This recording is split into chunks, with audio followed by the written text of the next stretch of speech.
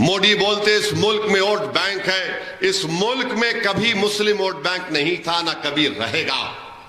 इस मुल्क में एक ही बैंक है और नरेंद्र मोदी ने उस बैंक से अपने दोस्तों को 6,000 करोड़ का लोन दिलाया।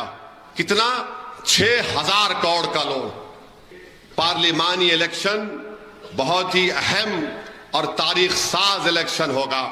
मेरी आप तमाम से गुजारिश है कि आप अपने एक एक वोट का इस्तेमाल करिए। रिजर्वेशन मुसलमानों का मजहब की बुनियाद पर नहीं दिया गया। क्या 4% रिजर्वेशन जो मुस्लिम अकलियत को तेलंगाना में मिल रहा है, क्या वो दलितों का हक छीन कर मिल रहा है? क्या वो हमारे ओबीसी भाइयों के हक छीन कर दिया जा रहा है? नहीं। मगर नरेंद्र मोदी बात करते हैं। तो मेरे अजीज दोस्तों और बुजुर्गों, ये नफरत फैलाना है। और मैं उम्मीद करता हूं कि ना सिर्फ तेलंगाना बल्कि आंध्रा की आवाम भी तेलुगु देशम चंद्राबाबू नायडू चंद्रुडू को सबक सिखाएगी। से देखते हैं यहाँ पे आप सिचुएशन। अमित शाह जी आ रहे हैं, पब्लिक में रोड शो होना है। भैया ये रोड शो जो है हमारे सारे हैदराबाद पार्लियामेंट के भाई बहनों का जोश है। बस आप देखिए, इतना जोश भरे हुए। देखिए देखिए देखिए। I'll ask my video journalist to pan around and show the visuals there, how people are enthusiastic about the road show which is happening. Ma'am, 10 दिन बाकी है कैंपेनिंग के लिए, किस तरह से चल रहा है तैयारी आपका? दशावतार का जैसा हर दिन एक अवतार हो जाएगा। कितने कॉन्फिडेंट है आप? और अमित शाह जी अभी आएंगे, रोड शो करेंगे, हाँ, पहली बार हो रहा है ये। हाँ जी। हमारे इधर इस बीच तमाम पार्टियों की तरफ से अभी भी प्रत्याशियों का ऐलान जारी है। बीएसपी की तरफ से 6 नए प्रत्याशियों की सूची जारी कर दी गई है। जैसे आपको बता दें, 6 नामों में 6 अलग अलग प्रत्याशी हैं, अलग अलग सीटों के। ये हम आपको नाम बता दें, इसमें कैसरगंज से नरेंद्र पांडे हैं, गोंडा से सौरभ कुमार मिश्रा बीएसपी के प्रत्याशी होंगे, बाराबांकी से शिव कुमार और आजमगढ़ से मशहूद अहमद, डुमरियागंज से नदीम मिर्जा और संत कबीर नगर से नदीम अशरफ को टिकट दिया गया है। 6 नए प्रत्याशियों का ऐलान, 6 नए कैंडिडेट का ऐलान किया है बीएसपी ने। संत कबीर नगर से नदीम अशरफ को टिकट, डुमरियागंज से नदीम मिर्जा, संत कबीर नगर से नदीम अशरफ, कैसरगंज से नरेंद्र पांडे। तो आपको बता दें कि अभी भी कई ऐसी सीटें हैं जहां से प्रत्याशियों का ऐलान नहीं किया गया है और बीएसपी ने इसके तहत छठी लिस्ट जारी कर दी है। 6 नए नाम इसमें शामिल हैं और वो हम आपको कौन कौन से संसदीय सीटों से नाम है ये भी आपको बता रहे हैं।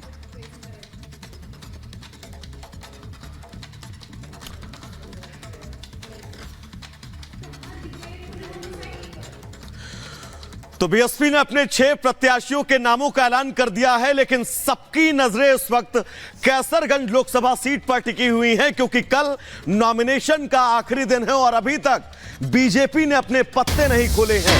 ब्रजभूषण शरण सिंह के टिकट को लेकर सस्पेंस अभी भी बरकरार है। वो लगातार मीडिया से ये कहते हुए नजर आ रहे हैं कि अगर आखिरी घंटे में भी बीजेपी प्रत्याशी घोषित करेगी तो कैसरगंज बीजेपी के लिए सुरक्षित सीट है, वहां पर बीजेपी चुनाव जीत जाएगी। लेकिन आज प्रत्याशी के नाम के ऐलान पर मुहर लग सकती है और जिस प्रत्याशी के नाम के ऐलान पर मुहर लगेगी, कल नॉमिनेशन की आखिरी तारीख यानी आज से कल के अंदर ही वो अपना नॉमिनेशन फाइल करेगा। यह बड़ी खबर है, अपने दर्शकों को बता दें। कैसरगंज जिस सीट पर सस्पेंस लगातार बरकरार है और अब आज ऐलान संभव है। और आपको बता दें कैसरगंज सीट पर आखिरकार सस्पेंस क्यों बना हुआ है। बीजेपी के ब्रजभूषण शरण सिंह वर्तमान सांसद हैं, इलाके के दमदार नेताओं में वो शामिल हैं, लेकिन ब्रजभूषण शरण सिंह पर शोषण के आरोप लगे हैं। आरोपों की वजह से टिकट देने में बीजेपी हिचक रही और इसलिए सस्पेंस बना हुआ है। चुनाव लड़ने पर अड़े हुए हैं ब्रजभूषण शरण सिंह। आपको बता दें एसपी ने भी उम्मीदवार घोषित नहीं किया है। हालांकि बीएसपी ने नरेंद्र पांडे को उतार दिया कैसरगंज से, लेकिन बीजेपी किसको उम्मीदवार बनाएगी ये अपने आप में बड़ा सवाल बना हुआ है। एक तरफ बीजेपी ने सस्पेंस बनाया हुआ है, दूसरी तरफ ब्रजभूषण शरण सिंह लगातार कॉन्फिडेंस से कह रहे हैं कि वो यहां से चुनाव लड़ने जा रहे हैं। और हमारे सहयोगी अनामिका सिंह काली इस वक्त हमारे साथ जुड़ गए हैं। अनामिका, कैसरगंज पर सबकी निगाहें हैं क्योंकि एक तरफ अब ज्यादा समय बचा नहीं नॉमिनेशन फाइल करने का। आज तो बीएसपी ने भी अपने उम्मीदवार का ऐलान कर दिया, लेकिन आखिर चल क्या रहा है? क्योंकि ब्रजभूषण शरण सिंह तो सरेंडर करने के मूड में नजर नहीं आते। और देखिए कुछ ऐसी स्थिति दिखाई दे रही है। उत्तर प्रदेश के देवी पाटन मंडल की सबसे हॉट सीट मानी जाती है और ये सीट बीजेपी के लिए हमेशा से सेफ सीट भी रही है, क्योंकि यहाँ पे बिना संघर्ष के ब्रजभूषण शरण सिंह अपने बलबूते चुनाव जीतते रहे हैं। उनका अच्छा खासा प्रभाव है, बहुत सारे जो योजनाएं हैं, सरकार के कामकाज है, उसका असर भी वहाँ पर दिखता है साफ तौर पर। ब्रजभूषण शरण सिंह के अपने कामकाज भी बहुत ज्यादा है और शायद यही वजह की बीजेपी पसोपेश में फंसी हुई है। कल तक का वक्त है बीजेपी के पास नाम के ऐलान करने को लेकर। उधर ब्रजभूषण शरण सिंह अड़े हुए हैं। उनका ये कहना है कि दरअसल अगर पार्टी ने टिकट नहीं दिया तो वो निर्दलीय चुनाव लड़ेंगे, लेकिन चुनाव लड़ेंगे जरूर। ऐसे में बीजेपी इस बात को लेकर पसोपेश में है कि अगर नाम का ऐलान कर दिया जाए तो कहीं महिला वोटर यहाँ पे बिदक ना जाए, हरियाणा में चुनाव कहीं डिस्टर्ब ना हो जाए। इसके चलते वेट एंड वॉच की स्थिति दिखाई दे रही है। दूसरी ओर जो डेट है वो लगातार आगे बढ़ रही है। बीएसपी ने अपनी ओर से प्रत्याशी खड़े कर दिए हैं। समाजवादी पार्टी भी इंतजार कर रही है कि पहले बीजेपी ऐलान करे, इसके बाद अपना प्रत्याशी खड़े करें हम।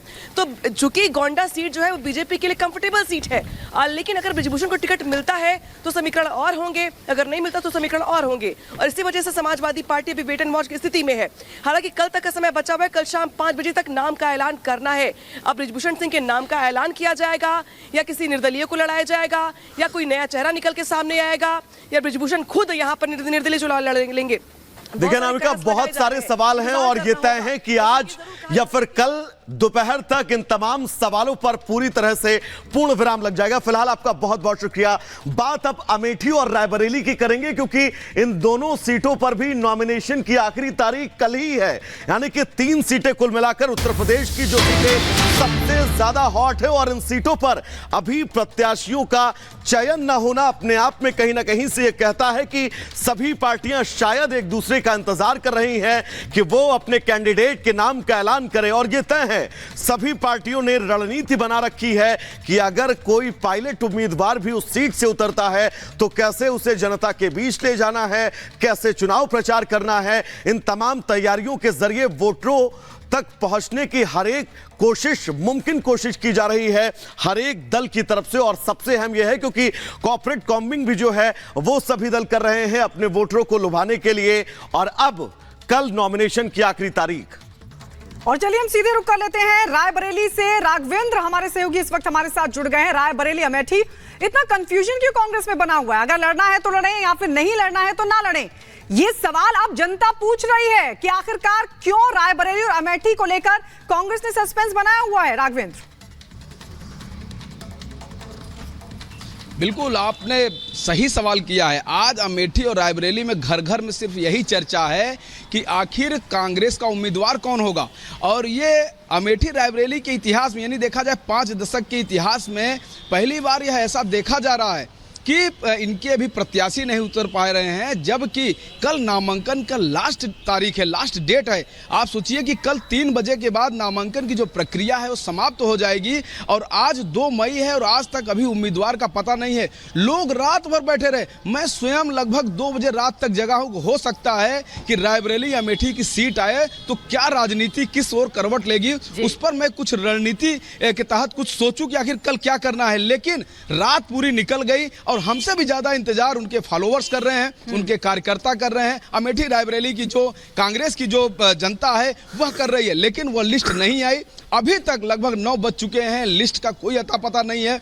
अभी नामांकन की प्रक्रिया 11 बजे से शुरू हो जाएगी, 3 बजे तक खत्म हो जाएगी। चूंकि नामांकन सिर्फ एक नामांकन प्रोसेस नहीं है, बाकायदे उसके लिए पूरा कागज लिया जाता है, 3 से 4 सेट पेपर लिए जाते हैं, बाकायदे उसको भरा जाता है, कोई गलत जानकारी नहीं होती है, उस पर साइन होती है। राघवेंद्र, अब ये देखना होगा कि बीती रात जो खबर आई थी कि सोनिया गांधी ने दोनों से बात की है और उन दोनों को आदेश दिया है कि दोनों रायबरेली और अमेठी से लड़े, उसके बाद क्या नतीजा होता है, क्या फैसला लिया जाता है। शुक्रिया आपका फिलहाल जानकारी के लिए। उत्तर प्रदेश की 3 सीटों पर नामांकन की आखिरी तारीख 3 मई यानी कल है, लेकिन अब तक प्रत्याशियों का पता नहीं है। इनमें 2 सीटें न सिर्फ सबकी नजरें इन पर टिकी हुई हैं, बल्कि सवाल भी उठ रहे हैं क्योंकि ये तो परिवार का गढ़ है। तो आखिर इस पर इतना सस्पेंस क्यों है, इसे लेकर इतना डर क्यों है, इस रिपोर्ट में आपको बताते हैं।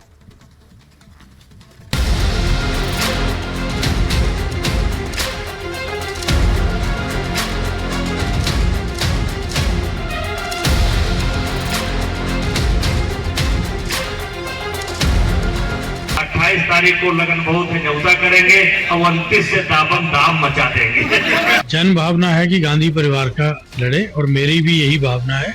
बैठक पर बैठक,